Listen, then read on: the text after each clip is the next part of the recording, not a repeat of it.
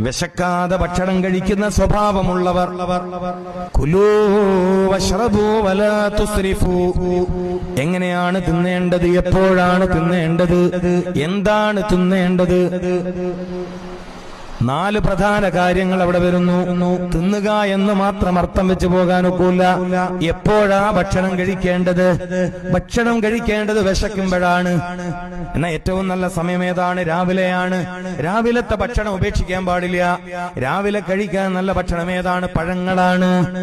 കാലി വയറിൽ ഒരു മനുഷ്യന് ഏറ്റവും നല്ല ഭക്ഷണം പഴമാണ്.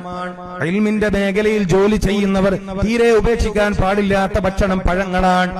അബുൽ ബഷർ ആദം അലൈഹിസ്സലാം ഭൂമിയിലേക്ക് താമസിക്കാൻ വരുമ്പോൾ പഴഭക്ഷണത്തോടൊപ്പമാണ് വന്നത് എന്ന് മുഹമ്മദുർ റസൂൽ. വെളിയങ്കോട് ഉമർ ഖാദി റളിയല്ലാഹു തആല അൻഹു പറഞ്ഞു, ഒരു മനുഷ്യന്റെ പ്രഭാത ഭക്ഷണം, ഒരു മനുഷ്യന്റെ രാവിലത്തെ ഭക്ഷണം, ആദ്യത്തെ ഭക്ഷണം ഏത്തപ്പഴം, നേന്ത്രപ്പഴം, അങ്ങനെ പറയൂലേ? വേറെന്താ പേരുണ്ട് ഇവിടെ?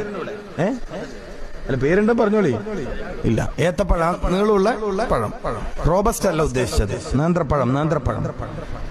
അതും ഈത്തപ്പഴവും ഒരു ഗ്ലാസ് മഞ്ഞൾ